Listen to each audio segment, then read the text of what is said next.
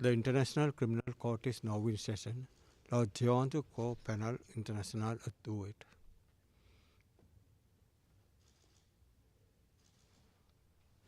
Please be seated. We will, sir.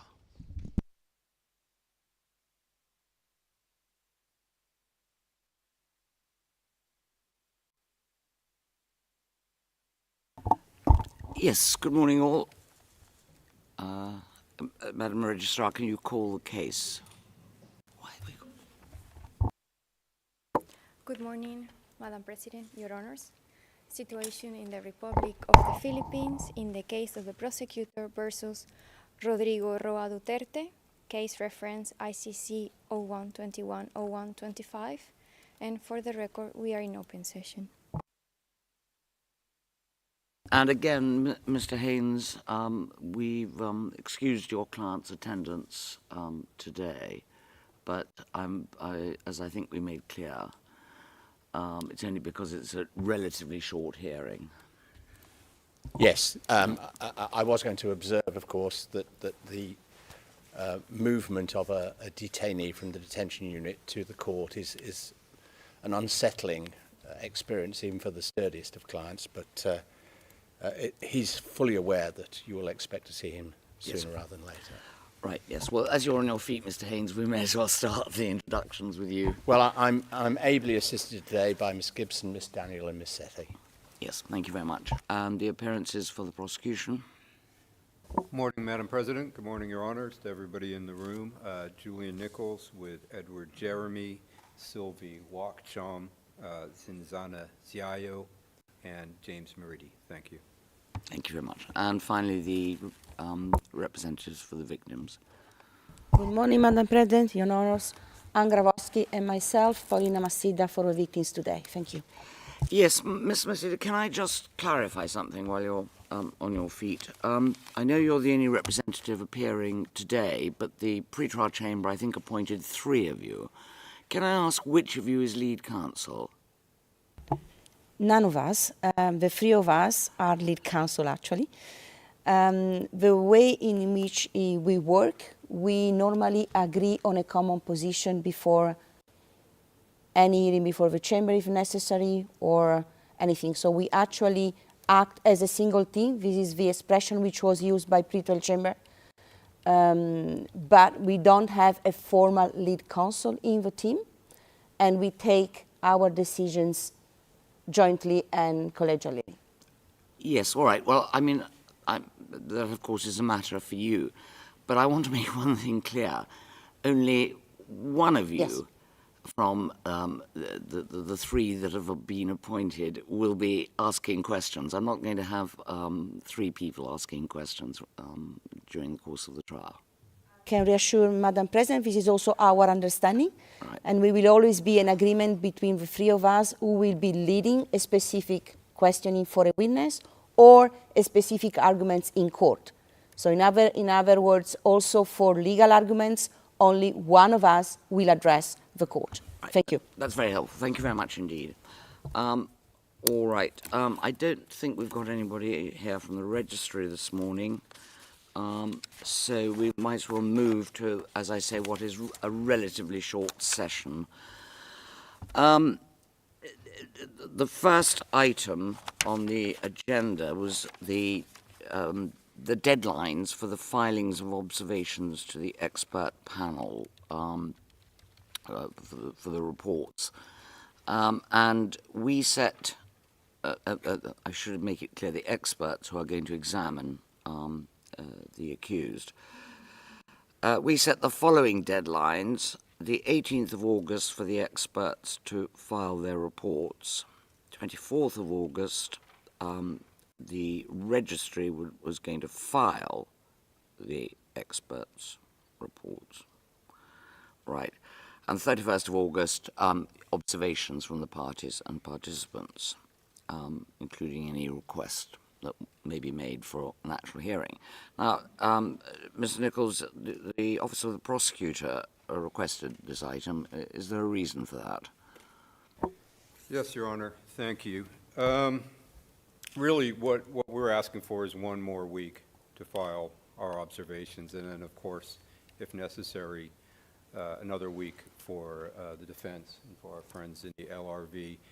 The reason is very simply, on the 31st of August, we're going to have to file our pretrial brief, our list of witnesses, our list of evidence, complete our disclosure, and then this will, I'm sort of asking for mercy. This will drop on us, and we can't really start writing it early during that last week as well, when we expect to be extremely busy, and depending on what the outcome is of the reports we receive on the 24th, it may or may not be quite a lot of work. So we're just asking for one more week to file so that we can have more time after our deadline for all those other projects. I think there's a total of like approximately 10 that we have due on that date. And so this is formally under Reg 35, but I don't see that this would slow things down substantially in any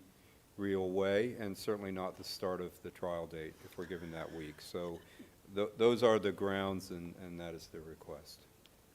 It's not, if it was just that, Mr. Nichols, but it's the knock-on effect, because as you say, if we give you an extra week, well then we'll again have to give the defence an extra week. Well, I suppose it's everybody at the same time, isn't it?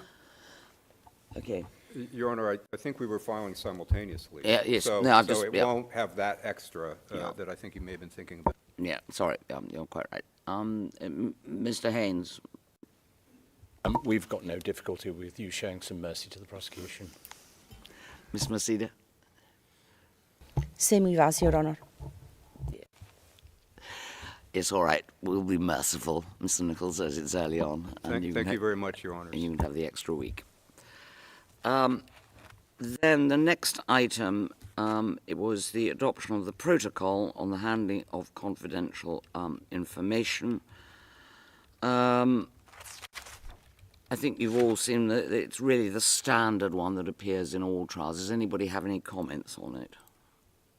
No, Your Honor, just I thought it hadn't been formally adopted yet, unless I'm wrong. It was adopted by the pretrial chamber. Yeah. The standard one that's annexed to the trial manual. But we were just asking that it be formally adopted at this stage because it wasn't carried over from the pretrial stage, pre-confirmation stage. Yes, Excuse me. I think that's right. Well, does anybody have any objections? Otherwise, we'll just order it to be filed, adopted and filed. We did have a couple of small observations to make about the text of it, which I think, with respect, might be better done in writing. That's been the practice in the past, and it's worked very well. It shouldn't hold things up at all, but I'm sure we can get something across in a few days. Right. Well, I think that seems very sensible. Thank you. I think then we'll simply, well, we'll wait for your potential objections and see if we want to make amendments, and then we'll instruct the registry to file it, or whatever the procedure is for this protocol. Right, page limit of the prosecution's trial brief. Well, you again, Mr. Nichols, asked for this. How many pages are you asking for? We'd ask for 160, Your Honor, an additional 40 pages. I think, I don't have the stats, but I think that's almost the standard now with the 120 is that the parties ask for some more. That's 40 less than in the Abdulrahman case, and I think we may use a little bit less than that, but we think that's what we really need to write a good brief. Yeah, and is that with or without annexes? Because Well- you got some help. You had some helpful annexes attached to the pre-confirmation brief. Yes, that would be without annexes. We will avoid that issue that came up in the last trial about substance in the annexes that should have been in the brief, but that would be without the annexes, so that wouldn't include maps and charts. No, that's right. Yeah, I think we are all. Yeah, we all agree. Yes. All right. Thank you very much, Your Honors. Right, then we're going to give some dates for the next status conferences. There'll be one, as I think we've already given the date, the 14th of July, is that right? These are all dates that we'll put into the calendar, but if it turns out there's no need for anything to be discussed, then we may vacate them. But otherwise, it's 7th of September, 13th of October, and then the 2nd of November. I rather feel the one on the 7th of September, because by then we'll have had the reports, is likely to be an important one. And for that, certainly, Mr. Haynes, we would expect Mr. Duterte to be here, unless there's some medical issue. The final matter that I want to raise is this. Just a minute. And that's the question of statements being made by counsel to the media. This case has attracted, not surprisingly, a substantial amount of media interest in the Philippines in particular. That's not, of course, only mainstream media, but as is common these days, social media, and additionally appears to have provoked suppliers of what is undoubtedly fake news, and obviously fake news. The first thing we wish to emphasize is the need for the media to report to the public accurately and fairly what is said in court, and above all, to avoid speculation. That is important in any trial, and it's doubly important when it comes to a trial of serious allegations, and nothing could be more serious than these of criminal activity. Can I just issue a reminder to the media that anything which is said in private session may not be reported. Part of the reporting of the earlier proceedings in this case was not assisted by comments made by previous defense counsel Nicholas Kaufman to the media. On the 3rd of October of last year, the pretrial chamber issued a reminder to him to remember that he had a professional duty to be respectful and courteous to the chamber. Regrettably, that reminder had no effect. On the 26th of April of this year, after the appeals chamber had made its decision on jurisdiction, Kaufman gave at least 2 interviews commenting on the decision. Some of those comments were his personal view of legal decisions made by the court as a whole, and were on any showing wholly inappropriate, the more so when made by counsel in the case. In the light of this previous history, this trial chamber feels it incumbent to repeat the reminder or warning to all counsel in the case, for the reasons that I have already expressed as to the importance of this trial.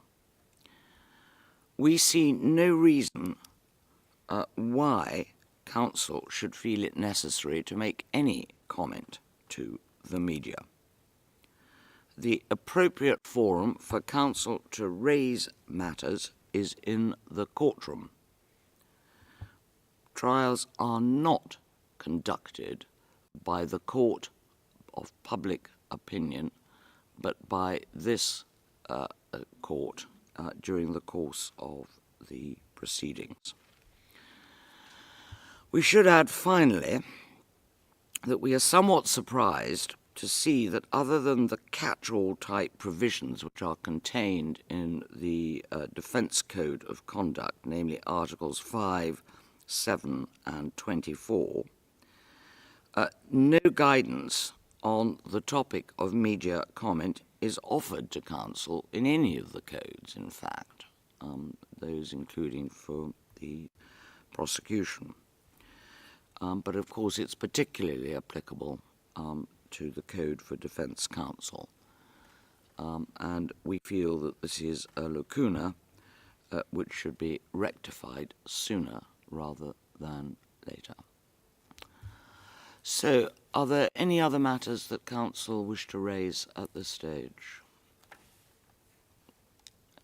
On either side? No.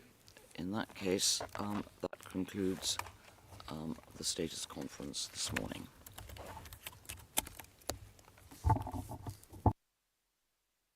All rise. We will away.